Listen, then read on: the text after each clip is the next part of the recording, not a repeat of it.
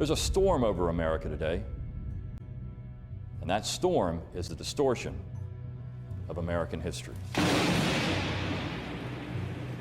America wasn't founded on an idea. America wasn't founded on slavery or by slaves, and America wasn't founded as a city upon a hill. America, the real tangible America, was born in Virginia. That's the America we should emulate. So much of what we think about America comes from Virginia. These early Virginians founded the first elected assembly in 1619, the real 1619 project. When we think about American culture, we think of George Washington, Thomas Jefferson, James Madison, and Patrick Henry. Those Virginians were instrumental in what we think of America today. They established civil liberties in the name of the rights of Englishmen.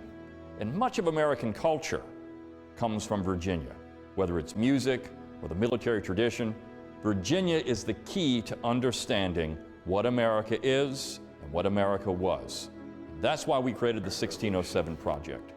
Join us in this journey from 1607 to the present and find out what the real America is all about.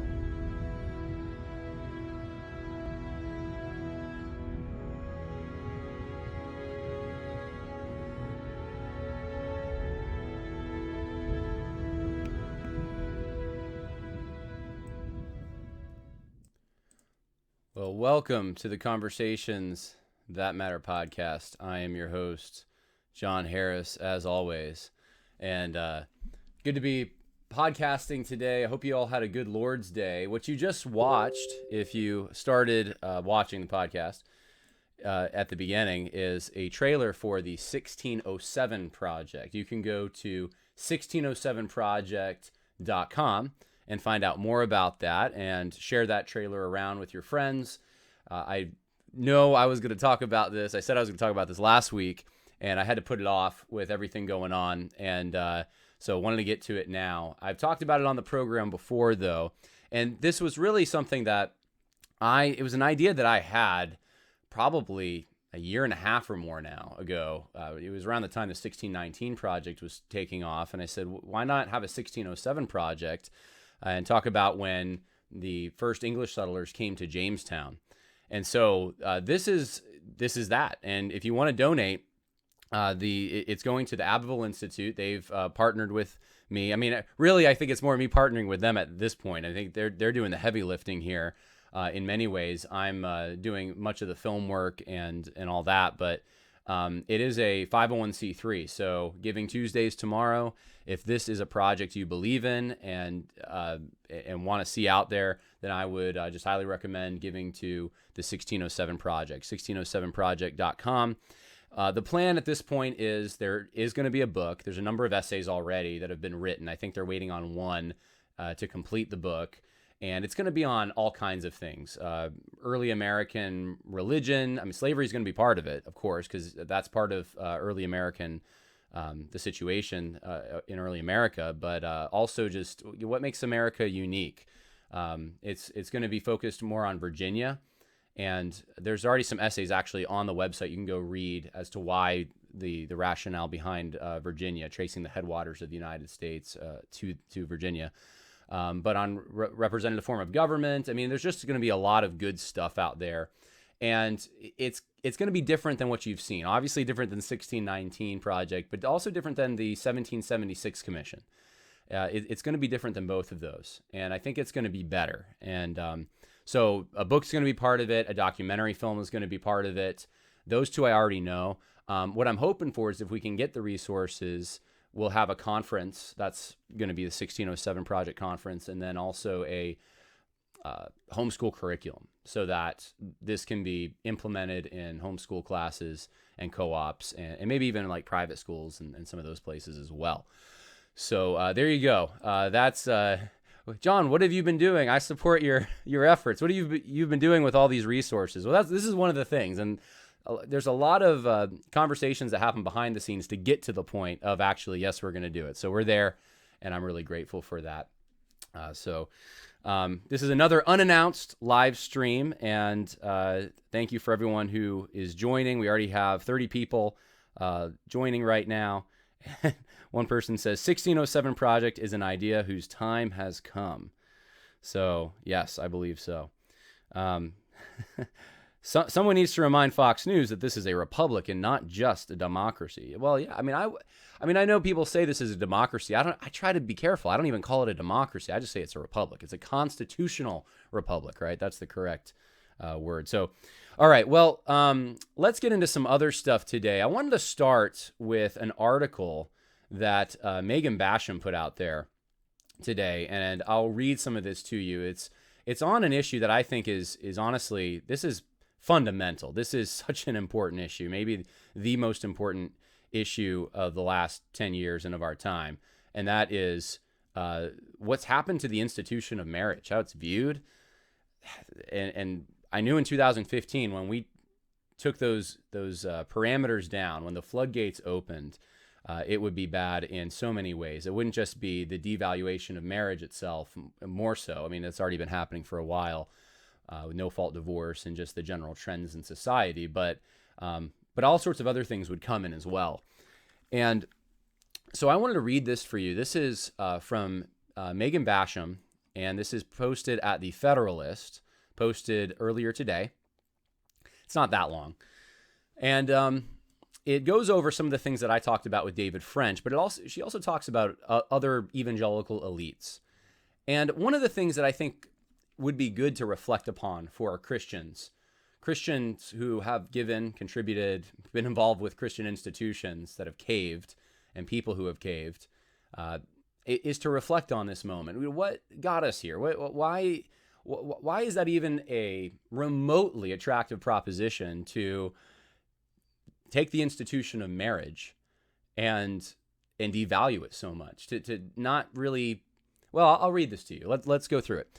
This is what the article says. Learning this month that 12 Senate Republicans had signed on with Democrats to advance the misnamed Respect for Marriage Act left many Christians stunned. Most shocking was the yes vote from Roy Blunt, a practicing Southern Baptist who served for 3 years as president of a small private university in the theologically conservative denomination. How, many wondered, could a political leader with such deep roots in one of the most traditional branches of evangelicalism so publicly undermine the foremost human institution created by God? Those asking must not have been paying attention to the shift that has taken place in elite evangelical circles in recent years. Christianity Today's initial concession. One of the earliest signs that the commitment to defend biblical marriage was weakening came from Christianity Today's CEO Timothy Dalrymple. In 2012, 7 years before he took the helm of the publication founded by Billy Graham, he went on record arguing that it might be time to stop opposing same-sex marriage as a matter of law, right? Just as a matter of law. Right. We can support marriage personally. We can support it within the church, but as a matter of, for public consumption, I don't know if that marriage thing it's kind of antiquated, not worth defending in this modern society. And he didn't say all that, but I'm saying that. I'm saying that this is the attitude that some elites in Christian circles decided early on when they knew that this was going to work. This was going to win for the left. They knew that after, when was it Prop 8 in California? Proposition 8, and it passed, and then the courts just struck it down. I remember that. I remember I was in Florida with my family, and we were driving, and this is before, I know some of you Zoomers were born probably, which makes me feel old, but I remember distinctly, like it was yesterday, I think it was the mayor of San Francisco at the time, which I believe he's the governor of California now, was just making a speech and saying that, this is the right thing to do, and we're not going to stand for this tyranny. And at that time, the Mormon Church, for those who don't remember this, had given significant amount of money to the effort for Prop 8. You had the CEO of, I think it was, Firefox? No, Mozilla Firefox, yeah. The CEO had given to Prop 8, and he was basically shamed and fired, for lack of a better term. And you had just, like, the Mormon Church got so much heat, but it passed. The population in California at that time, this is early 2000s, was against same-sex marriage. Can you believe that? And we've come to the point now where in a lot of these conservative states, you wouldn't even be able to probably get a vote to pass. And some evangelical leaders at that time could see, we have a massive change coming, generational change. moral change, fueled by the media, fueled by all kinds of things. And so anyway, Dalrymple assured his readers that he's among those who believe it's biblically and theologically clear that marriage was created and ordained by God for the union of male and female, but he also encouraged them to humbly acknowledge the limitations of our knowledge and recognize the possibility that we are mistaken, calling marriage an issue of secondary importance. He went on to say that Christians needed to ask themselves whether it is still wise to press for American law to recognize only heterosexual unions.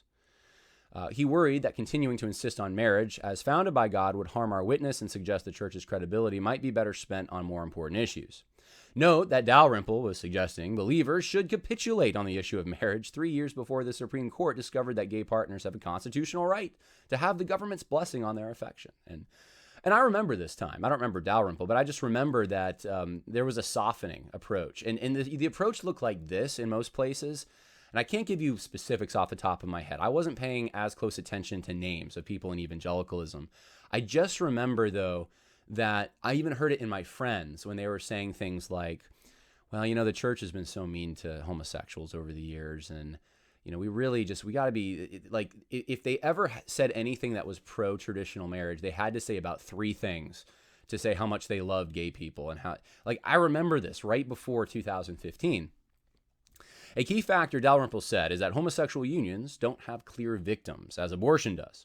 He closed the essay by intimating that he was still working out his views as to whether it is worth continuing to argue for a biblical definition of marriage.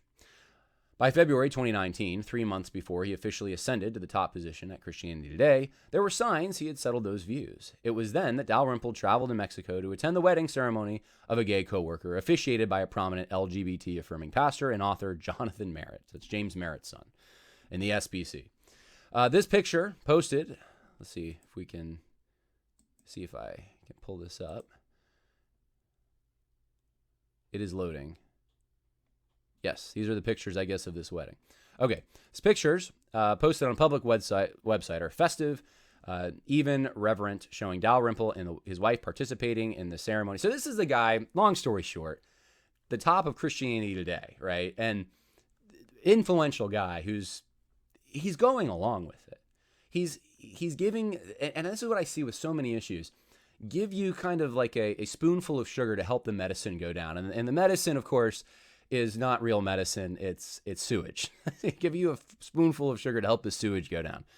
And that's what I see over and over in the evangelical world is the elites, they see where the pendulum's going, and to get out ahead of it, to maintain their position, to make sure that they're not canceled, they realize they're between a rock and a hard place because their audience of Christians, they have been used to believing it one way, the biblical way, and now they're pivoting to go this other direction. And how do they do it? They have to do a halfway measure. And so he was the pioneer. We can call him that, I guess. Dalrymple was a pioneer in this kind of thinking. And I will say this, the argument here that he's giving that, well, it doesn't hurt anyone. Well, do other things hurt people like polygamy? Does that hurt anyone? Does it hurt anyone to do bestiality? I mean, some would argue now that even pedophilia doesn't hurt anyone if there's consent involved. I mean, no one's actually getting hurt in this. And of course, there are societal ramifications that go beyond these individuals when you're looking at it through a microscope versus looking at it through a bird's eye view. When you're looking at like an individual same-sex couple, I mean, Christians should be able to argue there's damage here. Every time you go outside of God's plan, anytime you sin, there's damage. People are hurt.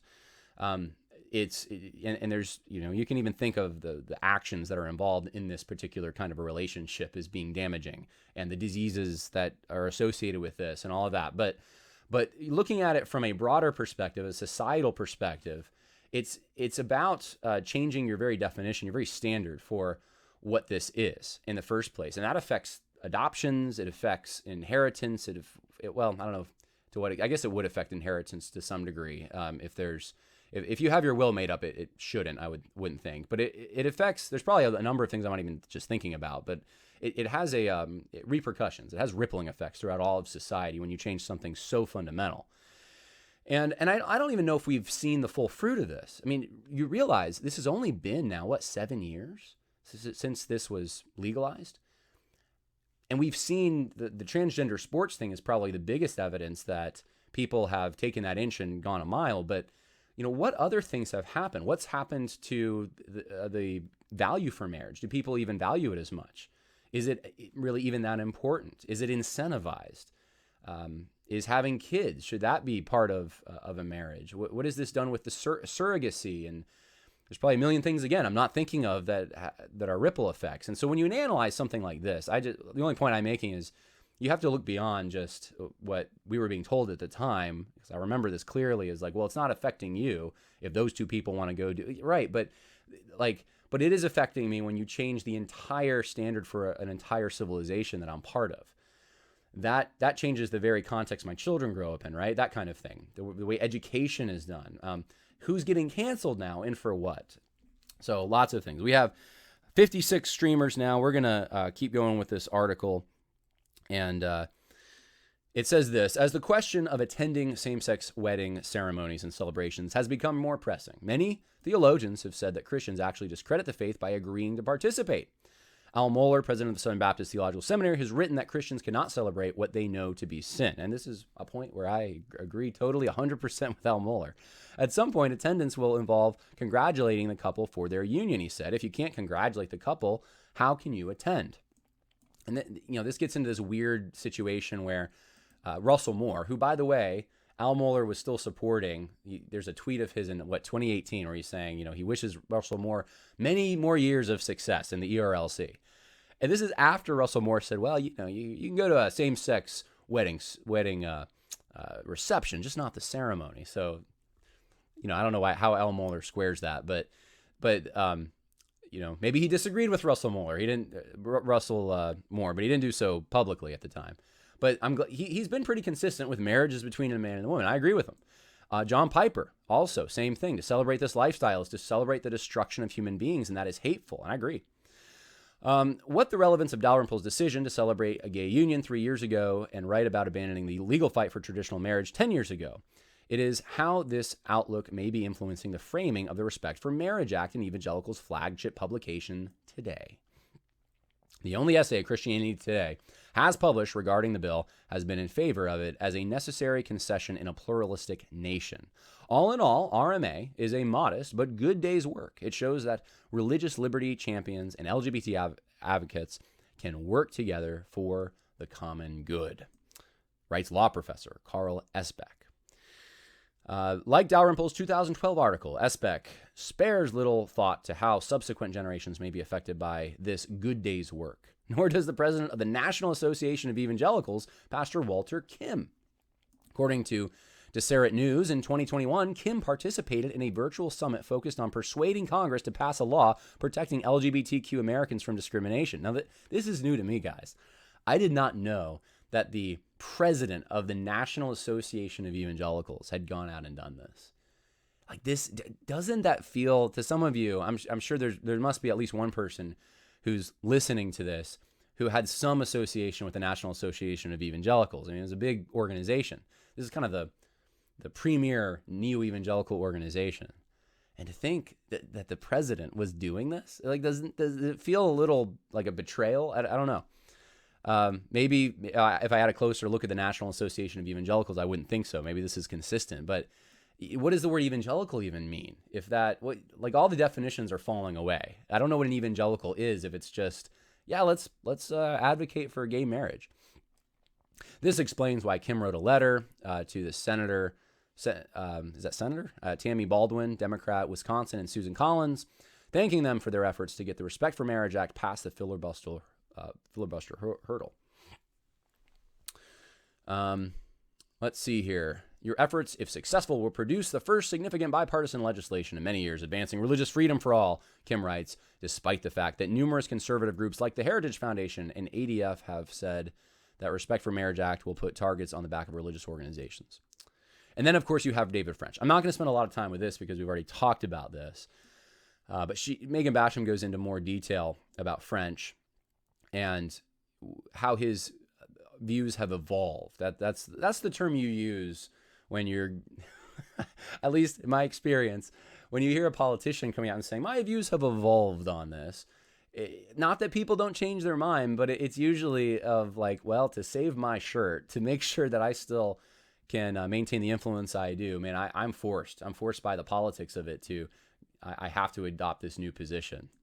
Remember Obama, when he first ran, was not for same-sex marriage. I mean, that wasn't long ago, guys. That wasn't long ago. So we are living through some extremely fascinating times, extremely fast-paced times. Things are changing at warp and neck speed. There's no doubt about it. All right, well, let's see. Do we want to go farther in this? I just figured I'd highlight that this was a problem beyond just David French, and I wasn't aware of that. Let's go here. what do I want to talk about next? I want to talk about a situation that we started to talk about last, was it Friday? Friday night. It was a late night stream. And I think I'm going to revisit it a little bit with you guys. See if I can bring it up here. I made a little slideshow.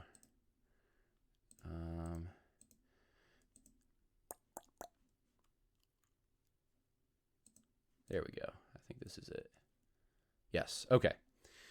So a few things I wanted to share with you. You know, it was interesting. I thought it was providential. I went to church yesterday and I actually led music for the first time in a long time. I used to be a minister of music at my church, and for years when I was away in North Carolina and Virginia, I wasn't involved much in music ministry, and I'm taking the reins again. And so last Sunday was my first Sunday stepping back into that role.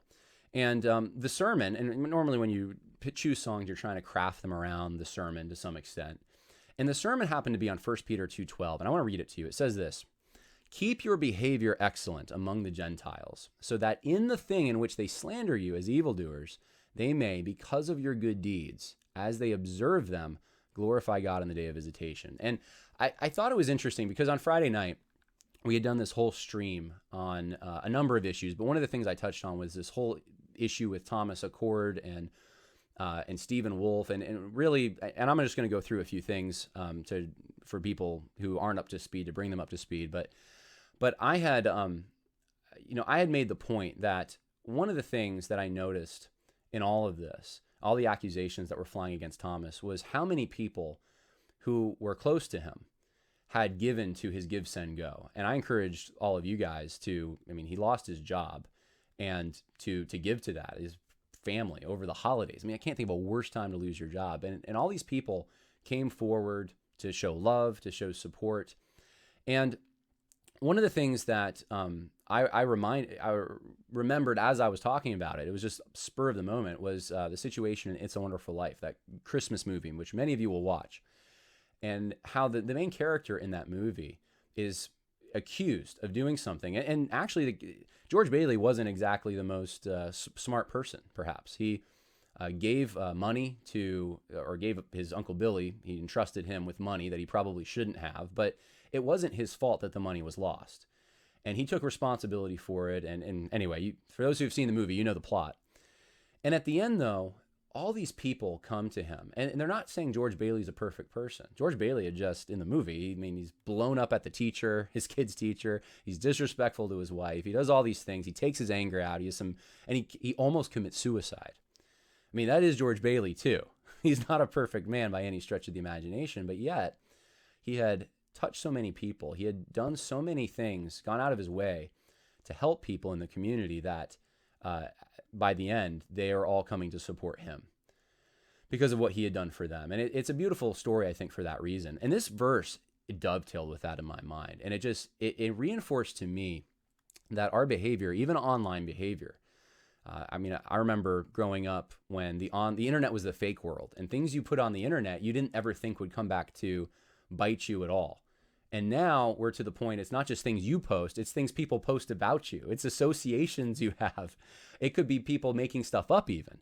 And if you keep a consistent pattern, a consistent character, that is honestly in any situation, and Thomas Achord's in particular, whether he did or didn't, and we'll get into that a little more, say some of the things people are accusing him of, it's the best defense to your character. Keeping a consistency. And it doesn't mean that someone's not perfect. It just means that that they can see the pattern of your life and they know the kind of person you are. And so when someone wants to take a snapshot somewhere and say, this is who you are, then it doesn't have the same, it doesn't work, because the people around you know who you are. And so to me, it's a reminder for me. And I thought, because I was reminded of this and it was impressed upon my heart, I would just share it with you. So 1 Peter rather, chapter 2, verse 12. Now, I want to get into the situation a little bit more. I want to just give you some highlights, a review here. First, you have from the situation we talked about last Friday, Alistair Roberts, Neil Shenvi, and now Rod Dreyer, and others launched an effort last week to tie an anonymous Twitter account, Tullius Adland, to Thomas Achord. And the arguments were mainly threefold. The account was using Thomas's alias. The account was followed by some of Thomas's friends. There is a picture from inside the school where Thomas teaches. Now, Thomas argued the possibility of impersonation at the time. He said, I immediately petitioned a claim of imposture and defamation claims with these two social media companies, which are currently under investigation. That's what he said at the time. And I strongly argued in this video, I said the burden of proof belongs to those making the accusation, not Thomas. And that's the innocent until proven guilty. And I stand by that 110%. And I will always stand by that, because I think it's a biblical principle too. I think you need a standard of evidence before, we call it beyond reasonable doubt, but you need corroboration before you're going to go out and make these kinds of accusations. Whether true or not, you need to be able to prove it. That impersonations made more sense because the language in certain posts were not consistent with Thomas's grammar, cadence, and online activity or reputation. And then that Christians who publicly make unsubstantiated, beyond reasonable doubt accusations are guilty of slander and lose credibility. So that's what I said in the last podcast. Now, since then, a number of things have happened. You have more, I don't know what you would call it, evidence that there's a particular category for this kind of evidence. It's in fact, let me go, I think I wrote it down here somewhere. It's not beyond the shadow of a doubt evidence. It's circumstantial, essentially. And more of that kind of stuff has come out. There's been two big articles written, one by Rod Dreyer, one was written by Alistair Roberts. And they argue, Alistair Roberts is like 4,000 pages. They argue, this is beyond a shadow of a doubt in their mind. This is Thomas. And they bring up all this circumstantial stuff. And so that's all out there right now. And some of it is a little weird to me, like Rod Dreyer posting a picture of like, hey, he posted this picture on his Facebook, and then you see this Tullius guy posting it, and then other people are like, well, I posted this picture, right? Other stuff like this one, I thought this was the strongest one of all of it. It's by someone who's involved in the Christian classical education world. So whoever this Tullius guy, he says that. Well, Thomas is involved in that. He's a headmaster in a classical school. And so those were the things that were being posted over the weekend, but nothing was beyond a shadow of a doubt or anything like that. And so the open questions that people have asked me over the weekend are things like, if it was Thomas, why can't he delete his Tullius account, even though he deleted his Goodreads and other Twitter accounts? If it was Thomas, and he's used this Tullius account on his main Twitter account, then how is another Tullius account a pseudonym? Why would someone impersonate Thomas? Why would he be forced to resign if he didn't do it? So there's questions going all over the place. And depending on which paradigm you draw from, they were answered in different ways over the weekend. Now, one of the things that I noticed when looking at the Tullius account, and this was over yesterday and today mainly, is that there were a number of things that were so inconsistent with Thomas's other online behavior, I found it very difficult. And I'll be honest, I still find it difficult to believe they came from Thomas. Now, I don't know Thomas intimately, but well enough to know, and I already brought up some of this, like the grammar and stuff didn't make sense, but some of this stuff was just so odd to me. And I've let Thomas know about this. I've let a number of people know about this. I'm going to just show you some of it. And one of the reasons I want to show you this is because I'm going to have to read later in this podcast something Thomas wrote today.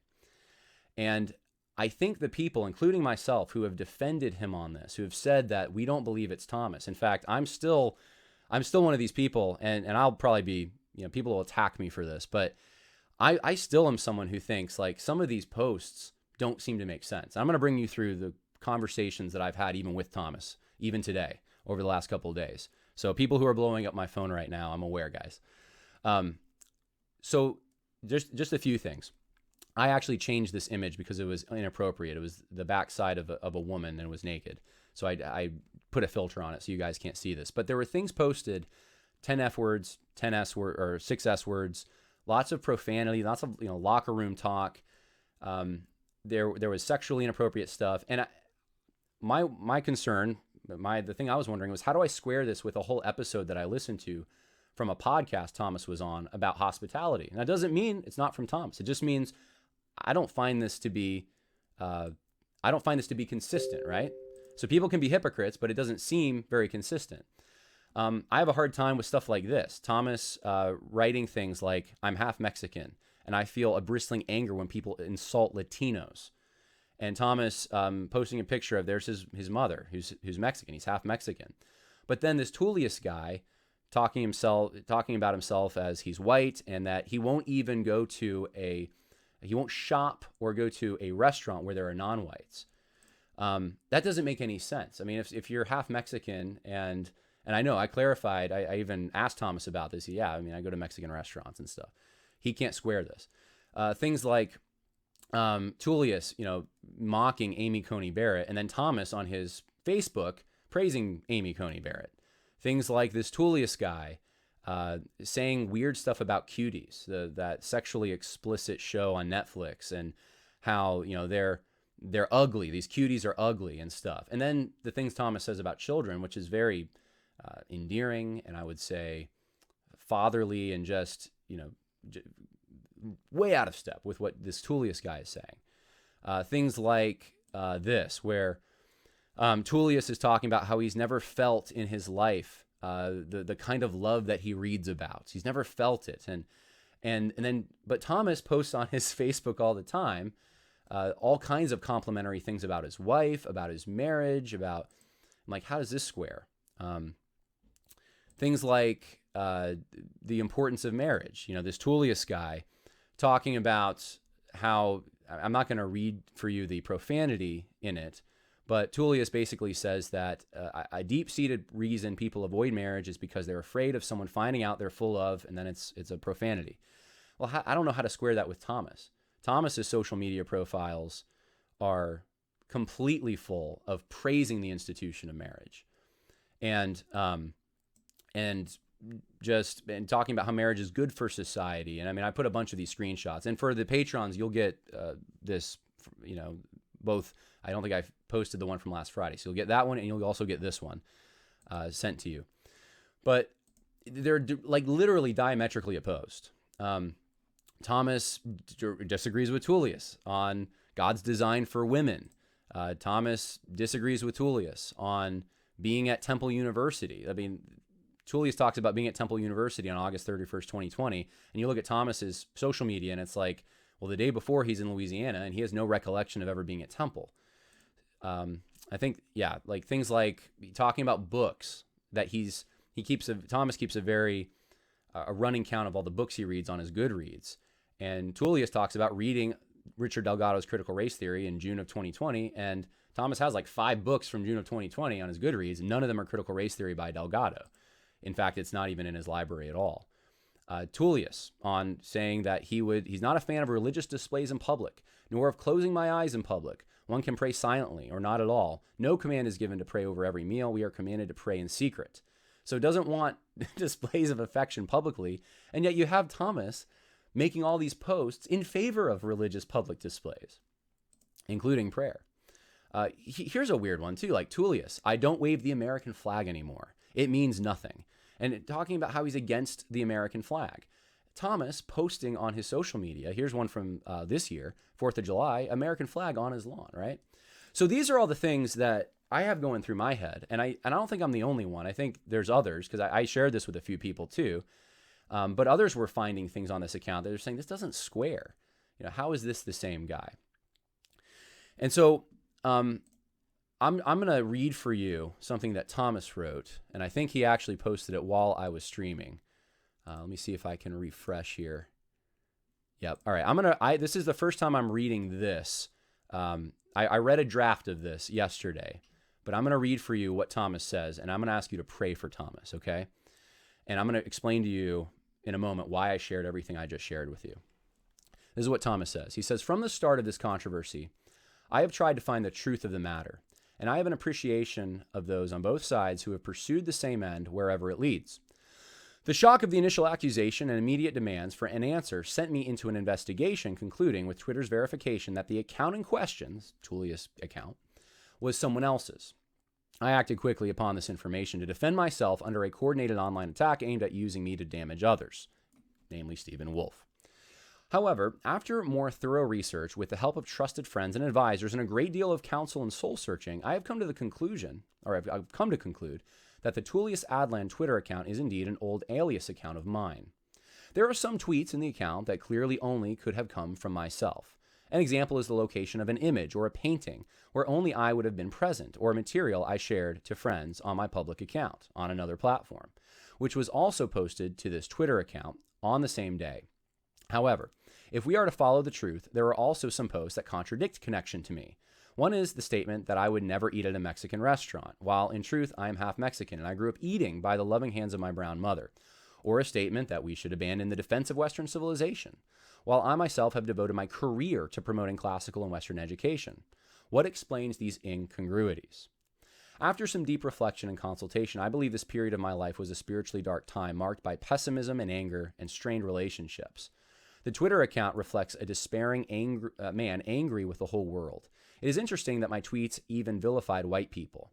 I maintain that I have trouble recollecting tweets, and the entire account in this period, and I think this helps explain why. I think this also explains why so many friends reached out to me to say this Tullius online sounds nothing like Thomas in real life, right? Like me. That's what I've done. Although all of this occurred more than a year ago, going forward, I am seeking counsel and repentance under godly authority. My close friends and colleagues had little to no awareness of or interaction with my online activity, and I did not repeat to them in conversations the things I said online. Certain people want to associate the opinions I expressed on that account with Sequitur or with Stephen Wolfe. Sequitur is his school, who was a co-host with me on a podcast we started in an effort to discredit his new book. These people insinuate that those near me likewise hold those opinions. That charge is baseless. I pray that good people of Sequitur and Instruma, which is the church that the school is at, recover from this turmoil that I regrettably brought into their midst and are able to forgive me and move ahead. I know some people pledged financial support to me on the assumption that I was wrongfully accused. If they want to withdraw their support now, I understand.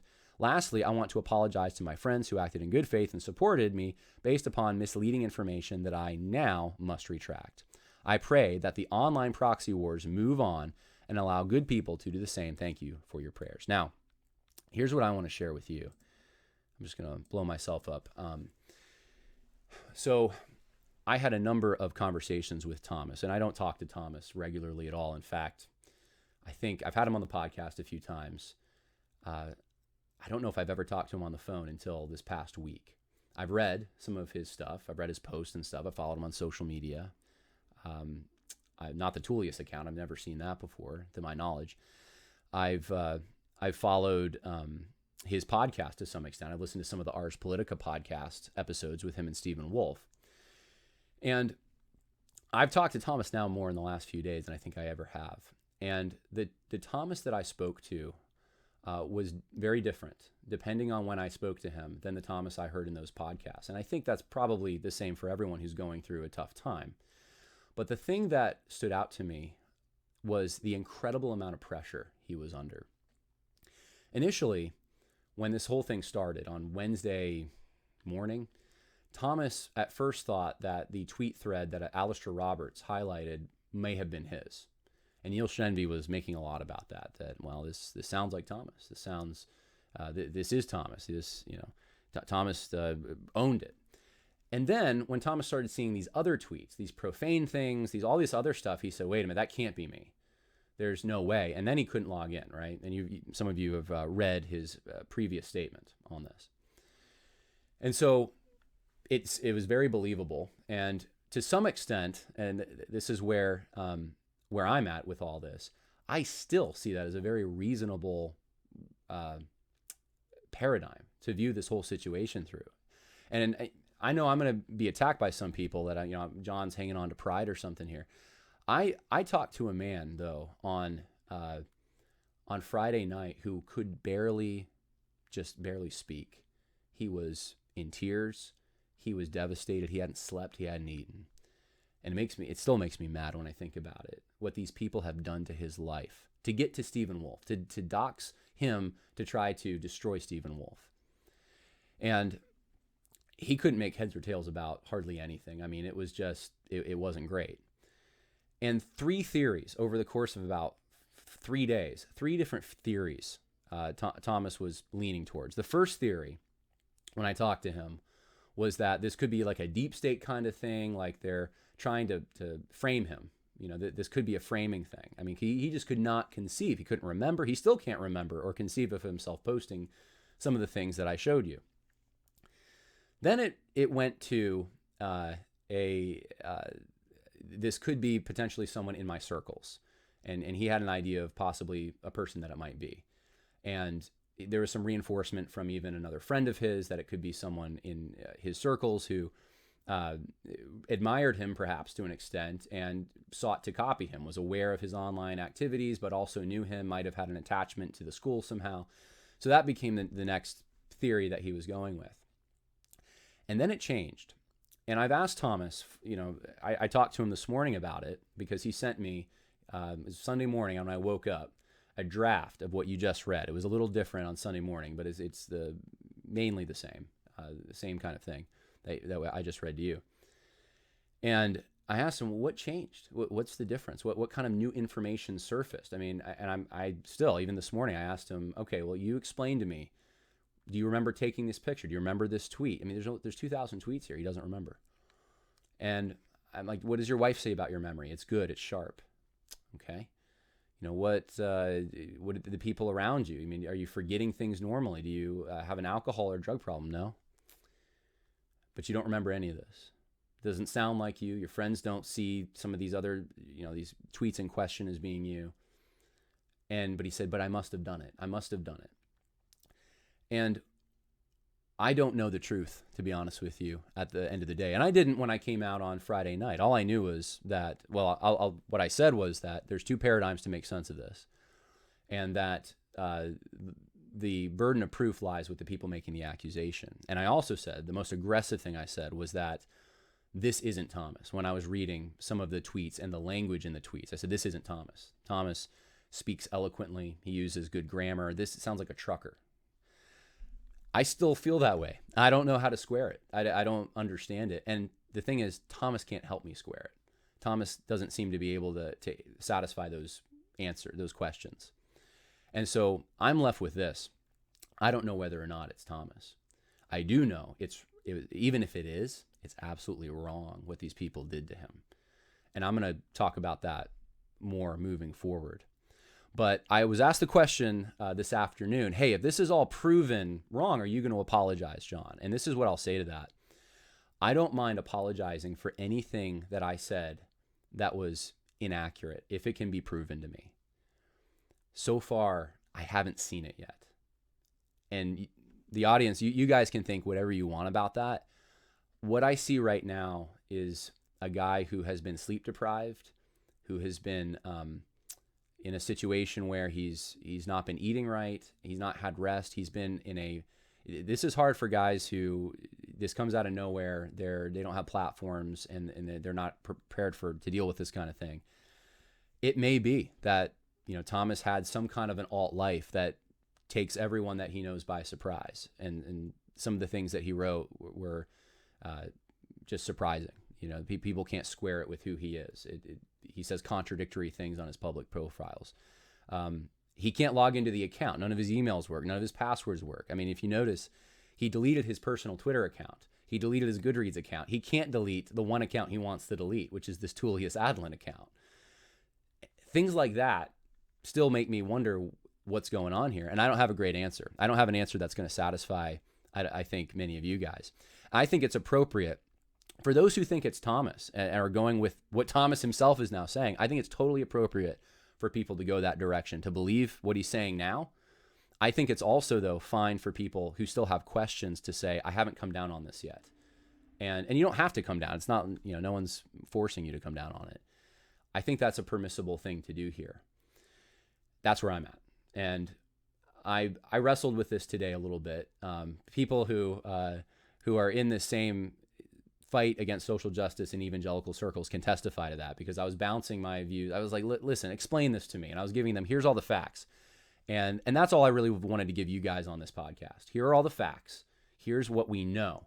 What can we ascertain from that? And based on what I know, I can't ascertain much in either direction. I know it doesn't fit Thomas. I know there's a lot of things that contradict it. At the same time, Thomas has convinced himself that he must have done it. He just can't remember it.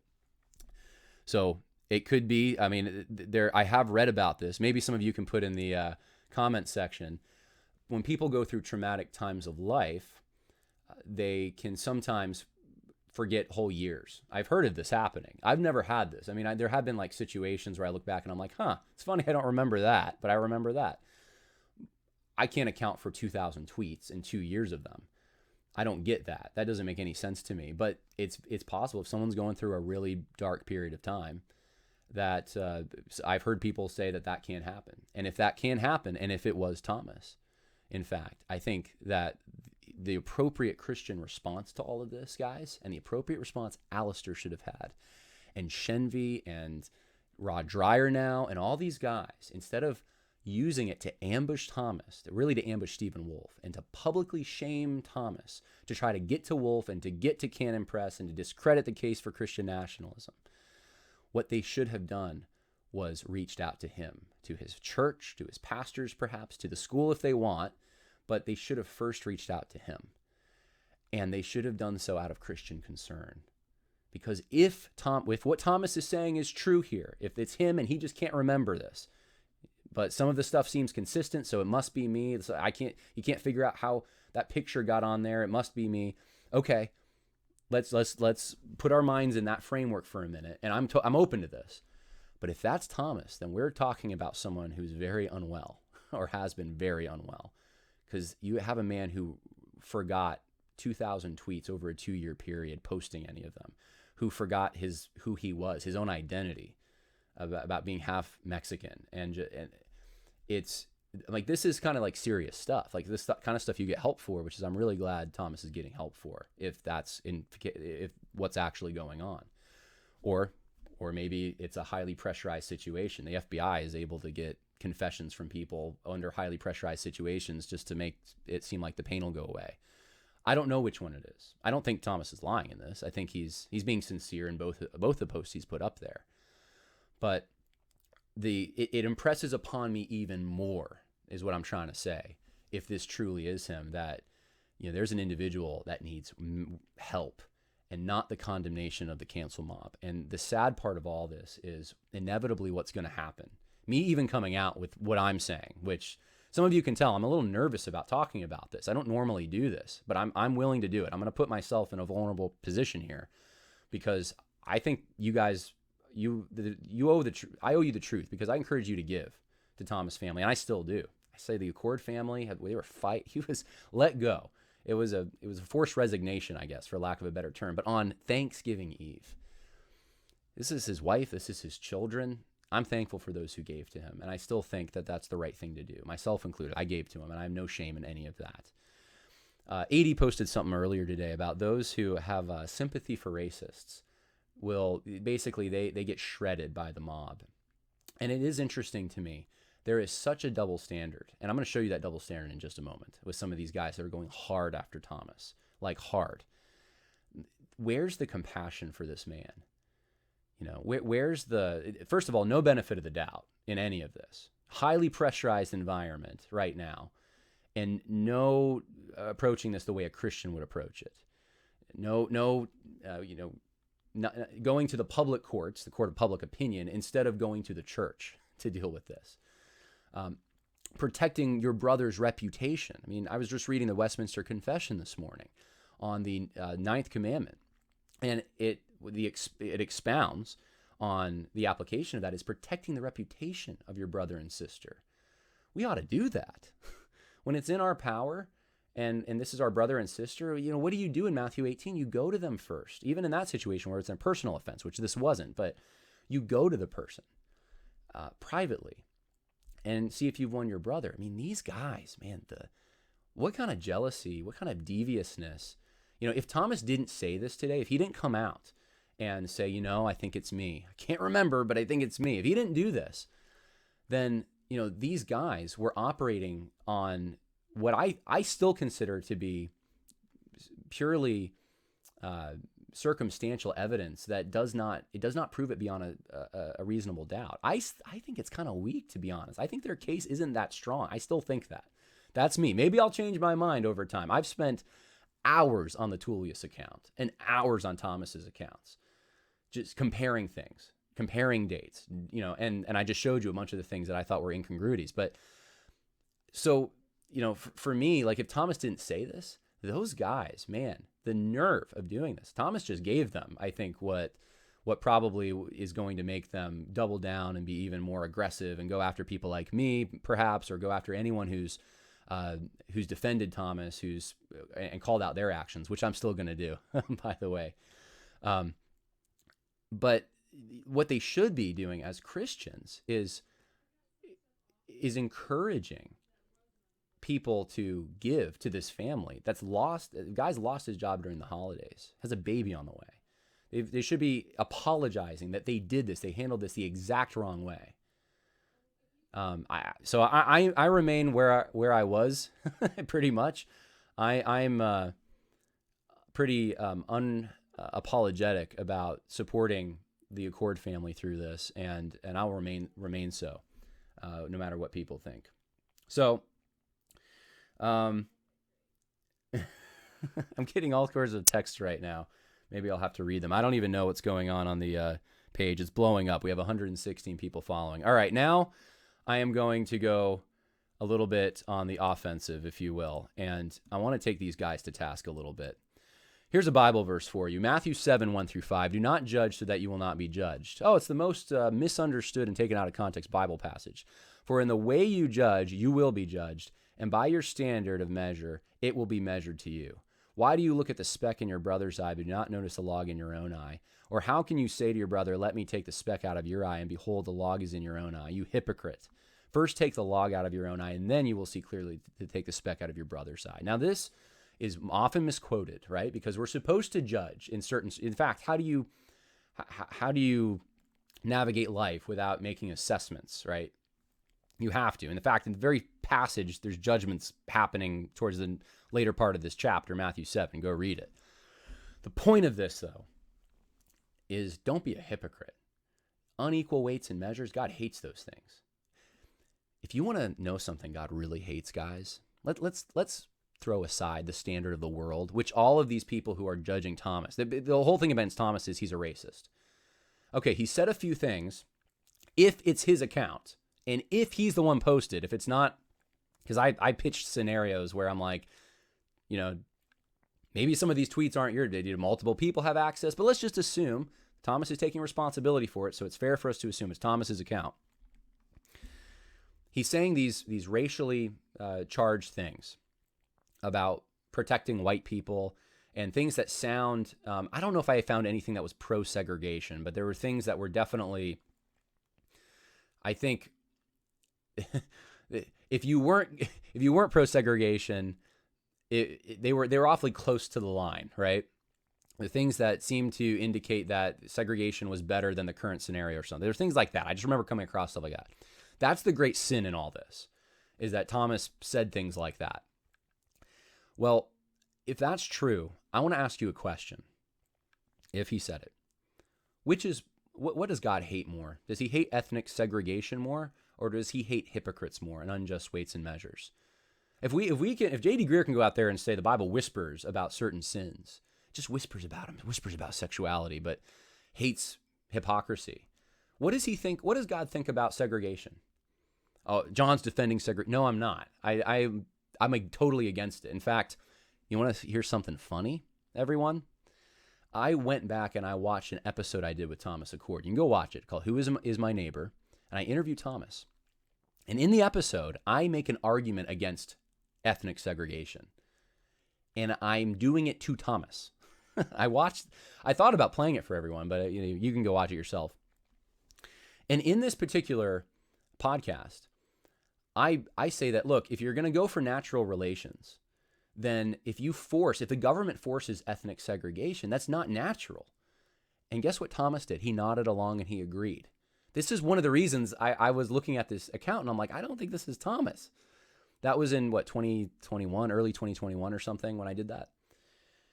I'm against it. But that said, I can find you a whole lot more Bible verses on unequal weights and measures. I can find you a whole lot more Bible verses on sexual sin. Well, these are the kinds of things that are surfacing right now. I'm not taking this seriously, and there's no reason for me to take this particular thing seriously. I'm going to show you things that are in the public domain, but I want to show you this is the kind of thing that is being now wielded against Rod Dreher, who came out against Thomas Achord.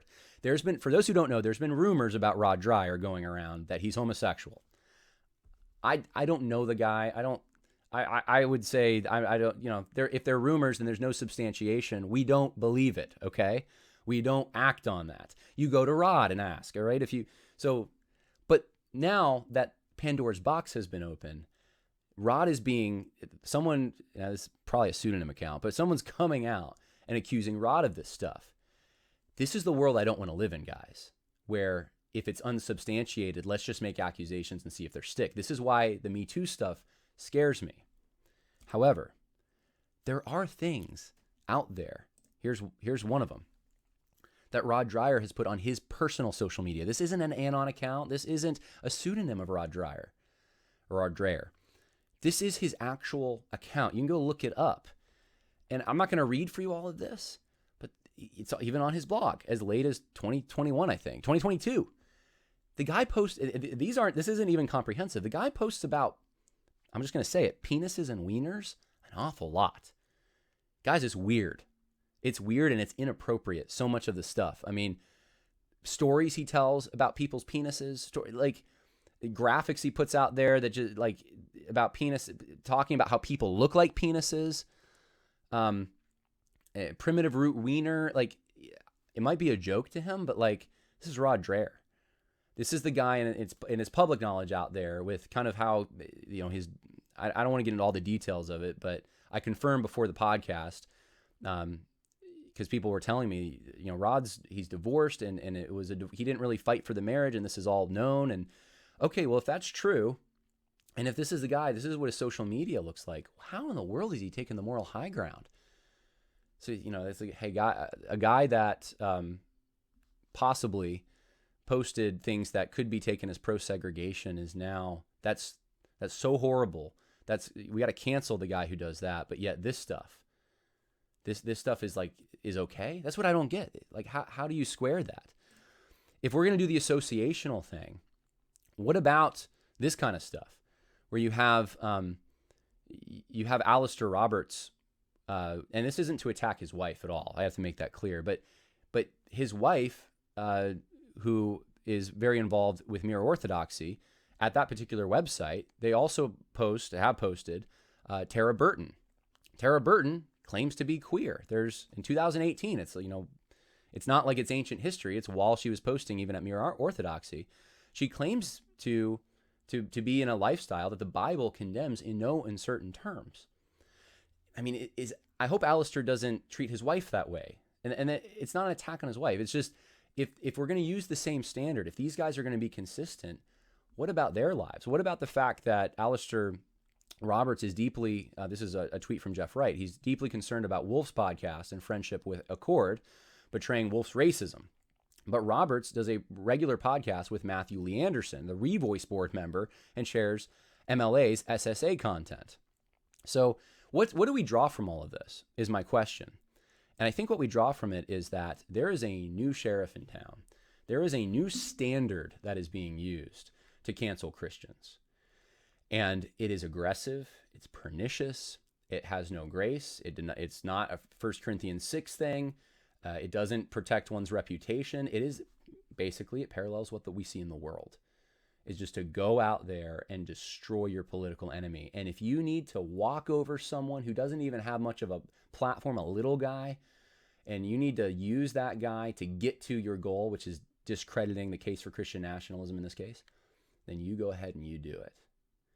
And all those associations that you might have with things that the Bible condemns in no uncertain terms, in strong language, the world doesn't think that stuff is a big deal.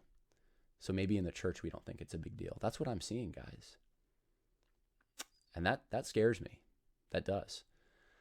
I want our standard to be Scripture on this more than anything else, more than what the world has going. But we've seen this now for years, and now I'm seeing it in our circles, in conservative evangelical circles, supposedly. We're implementing the moral standards from the world. And that's one of the main points I wanted to make in this. Lots of people lighting up the chat. We got 112 people. I don't even know where to start with all this. Some people are, and I knew this would happen. I said this to someone. Some people are going to be upset at Thomas, who went out to bat for him, and now they're thinking that he's betraying them. And there may be a few of you that feel that way. Look, here's my takeaway on this. I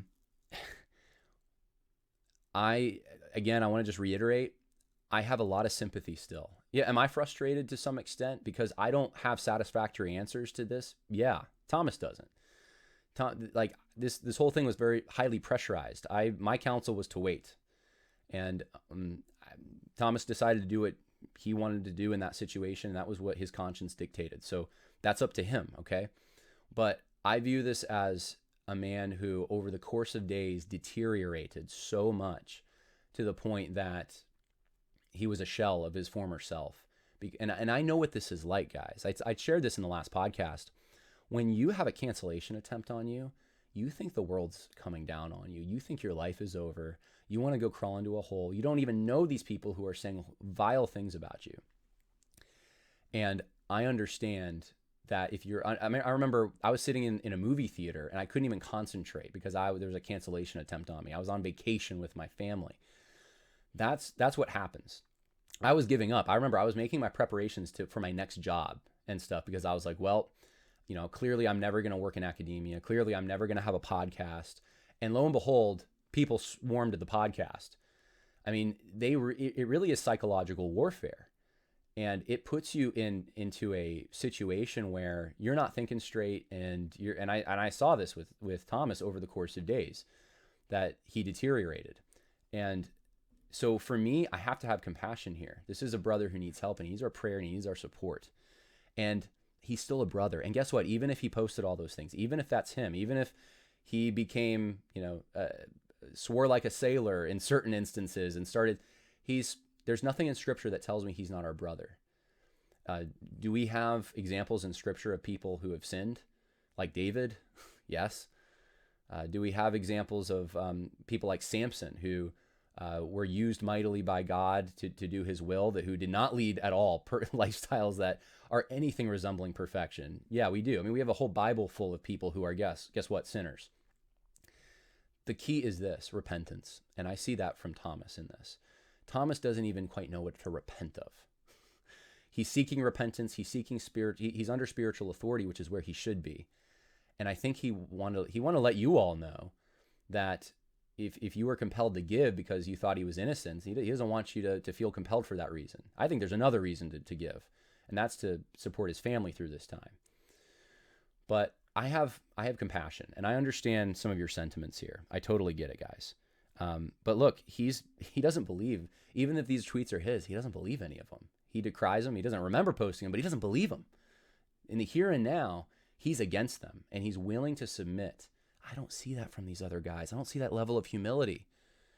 And this gets back to my It's a Wonderful Life example and your good reputation preceding you. The people that are close to him have given over $20,000. I think it's like $23,000 now to help his family out in this hard time. I don't even know how many. It's over 100, well over 100 people. That doesn't just happen, guys. Before I said a word, it was close to 90 people. Just spreading organically through the grapevine. We heard Thomas lost his job. We want to help him. That speaks to someone's character, guys. And so, I'm not ashamed here at all. I wouldn't agree. Obviously, I've already said this. I don't have to, but I think what you're going to see is some people are going to run for the hills on this, and that's just not me. I don't run for the hills. I don't agree with sentiments that I don't agree with, and I'm willing to say that. But I'm not afraid of like being seen as icky. I'm not going to go delete all the podcasts I did with Thomas. In fact, I'd encourage you, go watch them and see if there's anything objectionable in them that, if you're someone who's watching this for Oppo research. I'm not afraid of you. This is a man who needs our compassion and our help, and I don't have any ill will towards him. So that's where I'm at on this, even though I understand where some of you guys are at. Okay. Okay. It's already starting in the comments. Very disappointed with John. You sound like you make the same excuses than the woke left. I don't know how. How am I making excuses for the woke left? If it's proven, if you can prove to me beyond a shadow of a doubt it's Thomas and he did this, and I would say, this is what I would say. Thomas needs to absolutely repent of the things that are sinful on there and do what he's doing, seeking help. And what else do you want? That's the question. What do the woke people do? They don't do that. They justify. They do the whataboutism thing. I mean, when it's truly clearly sin, they're the ones who double down, who don't give an inch, who just turn it. They just attack, and that's it. They don't know any other speed here. They don't take any ownership. I don't see that heart coming from Thomas at all. So wrong again, guys. This is nothing like how the woke left operates. Sorry. Okay. Let's. I've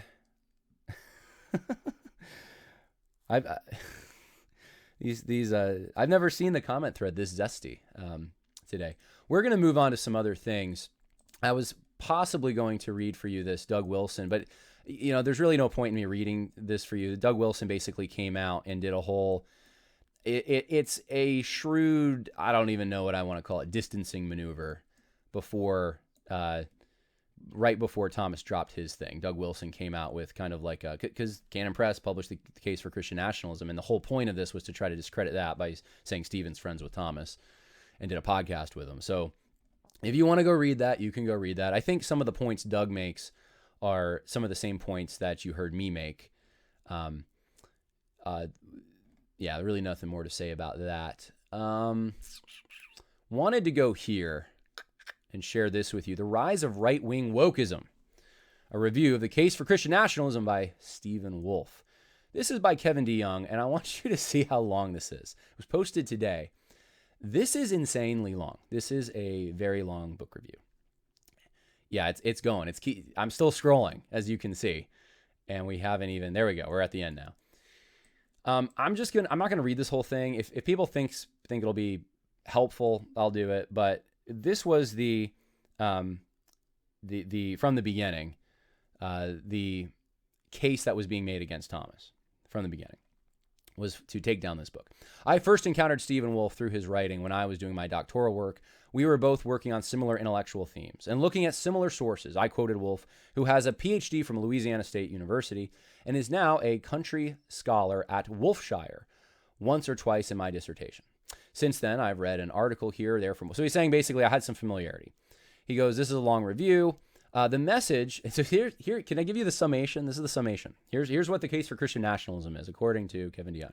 The message that ethnicities shouldn't mix, that heretics can be killed, that violent revolution is already justified, and that our nation needs a charismatic Caesar-like leader to raise our consciousness and galvanize the will of the people, may bear resemblance to a certain blood and soil nationalisms of the 19th and 20th centuries. But it's not a nationalism that honors and represents the name of Christ. So I part of me doesn't need to read the review because you're Nazis. It's the you're Nazis thing. That's what he starts this whole thing off with. And the way he frames this, that ethnicities shouldn't mix. Well, if you're going to just let that hang out there and you don't go with Stephen Wolfe's definition of what an ethnicity is, which we went through with him on this podcast, then I wouldn't just throw it out there like it. I would have to put a qualification there to honestly, because Stephen's not against interracial. This has been one of the biggest controversies here. Stephen's not against interracial marriage. He has a specific definition for ethnicity. It's actually more of a rooted scholarly one. And it's not that they shouldn't marry even. It's that in general, the natural order that God has set up is for nations and he sees nations and ethnicities as the same thing, to be to be uniform, to control their borders. Immigration's his big thing, to be for their own people. And so if you import large groups of refugees and other peoples, then you compromise that. And that's his main argument. But my point is, when Kevin DeYoung phrases it this way, what jumps in your head, right? That heretics can be killed. Any heretic, or is it specific things? And the qualifications are in the book. That violent revolution is already justified. Well, I mean, then you have to go, and he has a whole section here on the founding fathers, but you have to square it with our own war for independence to some extent, which Stephen draws heavily upon. So anyway, a lot of these things, if you just put it in a smattering of here's a summation of these things, and you put kind of a bad, in my opinion, a bad caricature, a spin on it like this, then yeah, I guess you could work yourself to the point of it's Hitler. Case for Christian Nationalism is Hitler. And I think people who have read it, most of them are going to say, nah, that's not a fair read of this book at all. Let me start by acknowledging that the understandable desire for something like Christian nationalism, the best part of the book is Wolff's chapter on the good of cultural Christianity. So he complements some things. He complements some things in the book. Let's go to, let's see. He commends Neil Shenvi's 4-part review, which Stephen has tweeted against a bunch. And he says this: by Wolff's own admission, his definitions are often idiosyncratic, and by my estimation, they are not entirely consistent. For example, the all-important concept of nation sometimes operates in Wolff's thinking more organically like an ethnicity, sometimes more loosely like a culture, sometimes more locally like a love of people and place, and sometimes more traditionally like a nation-state with a recognizable set of laws, a governing magistrate, and the power of the sword.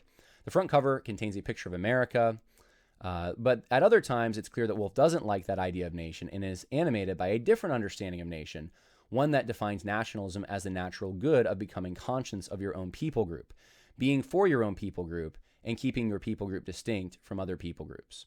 So there's a lot of stuff in this review like this where Kevin DeYoung sees a conflict in his mind from the book. And for those who have read the book, I don't think you or I see this conflict when you read it. That yes, the nation state is a place. It's a people in a place with a set of laws. It's all those things that Kevin DeYoung just said, and the ism part of it is the being for your people. So if you were a family, how would you define family, right? Oh, you could talk about the biology of it. You could talk about what they have. They have a house generally. They live together. You could talk about all the things that make a family, I suppose, right? And then, but what does it mean to be a family? When you have a family meeting, let's say, what does a father or mother do? They're saying, well, as a family, this is what we do. I mean, that's at least what I did when we were kids. We had our Harris family rules. Harrises do this. They don't do that. They show respect. So that is that within the purview of being a family? Yeah, families are generally for themselves. It's not until very recently that we have a weird kind of suicidal culture in the West that wants to just kind of like genocide their own culture. That's a weird thing. And Stephen Wolff's against that. So I don't see a conflict here between those two things, being for your people and then defining nation as the people. But Kevin DeYoung parses things like this all throughout his review if you read it. And so I just don't think it's a great review in my opinion. It is long. It is very thorough. One of the things, I'll just skip to the end. One of the things that I saw in this review that I thought was interesting, if I could find it here, Kevin DeYoung, so I want you to ask this question. Why is this so offensive? Kevin DeYoung is offended by a number of quotes. I'm going to read you the quotes. And here, so he says this: the epilogue gives the whole book a different feel. Wolff's epilogue purports to answer the question of now what, but the chapter consists of a string of loosely connected topics that can fairly be described as a rant.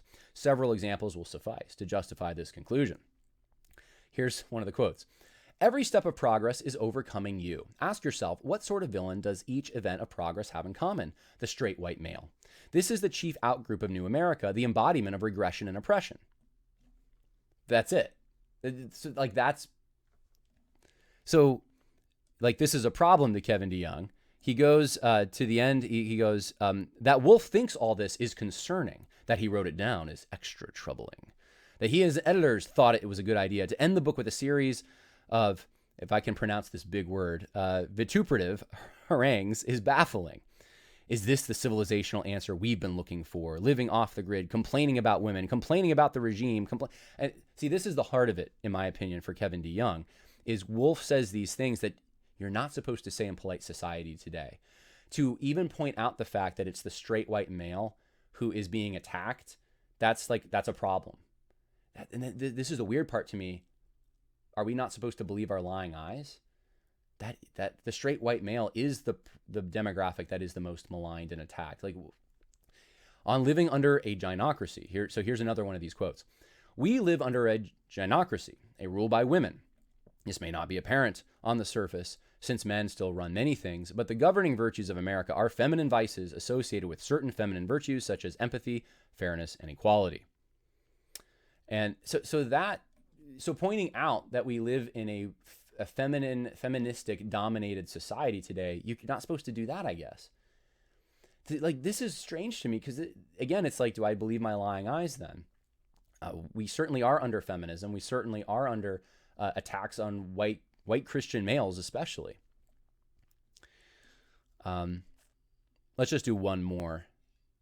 On choosing a career, he says, I say now to my kids, find a career that maximizes your autonomy from the forces of a secularist ruling class. If you are a white, heterosexual, cisgendered male, then the world will not do you any favors. Indeed, your career advancement depends on sacrificing your self-respect by praising and pandering to your inferiors who rule over you. Even the CEOs, in the end, are dominated by woke scolds. Like, isn't that true? So these are things that Kevin DeYoung, for some reason, thinks are problems, but this is the world I think most of us are living in. And so it's stuff like this that made me wonder, is the blowback to Stephen Wolf, is a lot of it this insular kind of managerial class, this elite class, that they're on a different page for some reason on this. They don't see the same attacks. They don't see them in the same way, at least. Or they think it's impolite to talk about them the way Stephen does here, or to bring them up. How else do you bring them up? So that's an honest question. And this would be consistent with TGC stuff, which is disappointing in my mind because I kind of had high hopes for Kevin DeYoung. But there's lots more if you guys want to check it out on the Gospel Coalition webpage. We have been streaming now for 100 and almost 20 minutes, so this is definitely a mega edition. I'm going to go to comments to see. John Harris, you might be the most loyal friend I've ever witnessed. Well, I don't need I appreciate it. I definitely, I love everyone. I do, even the woke guys that I get mad at, even the guys who did what they did to try to discredit Stephen. Look, I want them to repent. And look, the instant there's repentance here with guys, we shouldn't have done this. We couldn't prove it beyond a shadow of a doubt. We didn't even bring it to the offending party. We ruined this guy's reputation. We did not handle this the way Christians do within the context of the church. We went to the court of public opinion to shame for a political, like, as soon as one of them does that, man, dude, I'm absolutely, they don't have to apologize to me. I mean, I'm not the one they've offended, but absolutely they should be forgiven. Absolutely. Because that's what Christians do. It's the arrogance and the pride and the doubling down and the lack of humanness to this, the willingness to destroy someone for a political objective that disgusts me thoroughly. And look, I hope I'm correct in this. I think I am. But if something, let's say I found out about an Anon account someone had, or I suspected, because that's all you really have in this case from the beginning. It was I highly suspect this Anon account belongs to someone who's a political enemy. And I found out all these things. And they're a Christian. And the first thing I'm going to do, if they're truly a Christian, is, and they're a brother or sister, I'm going to them. I'm going to the church. I'm trying to handle this in a way that glorifies the Lord. This is why on this podcast, you see me talk about things in the public domain. I don't do that kind of thing. And guess what? People have sent me stuff before. I'm not going to lie to you. People have sent me stuff of like, John, this is what this person's said or done in private. I'm like, look, I'm not sharing screenshots like that on this podcast that will damage someone's reputation when it's This isn't information that's in the public domain. Have you confronted this person? Have you gone to their pal? Let's exhaust these things first, right? That's the way to do it. All right. Let's see what else is going on. Let's look at the chat. Merry Christmas. Merry Christmas to you. We can say that now, right? Even though Trump's not president, he said that he's going to bring back Merry Christmas, and and he did. Even during the Biden administration, we can still say Merry Christmas. One person telling me, let's see, you're speculating about other people around him, agreeing with those views. I don't know what that means. If I'm doing something wrong, feel free to put it in the live chat, and I'm willing to own it, man. I'm willing to apologize. If I've done something wrong, if I've even said something inaccurate, I will totally own it. But I've already gone through this and why I'm at where I'm at. But I'm going to give this more time, this whole situation, and we'll see what, if anything, more comes up.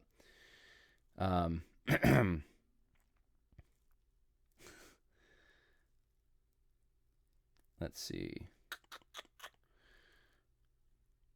Man, I hope that one nation under Christ. I love that. Yeah.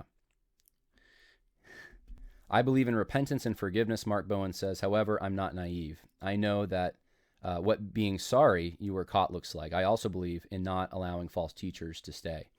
Yeah, man. Look, hey, if that's something that, if you were someone that was like, look, hey, I saw this from the beginning. I suspected this was nervous lying. This was, and you saw it that way, and I'm naive, good for you. I do have a different way of seeing this. And there is information that I don't want to get into details on, but I think there are people who are wise out there. But by staying distant from this situation, I waited 3 days until there was a public statement made, and that's when I decided now I want to weigh in on this. But honestly, the depressing thing time-wise for me was the guy lost his job, and if anything, I wanted to at least give you guys an opportunity to help a brother out this holiday season.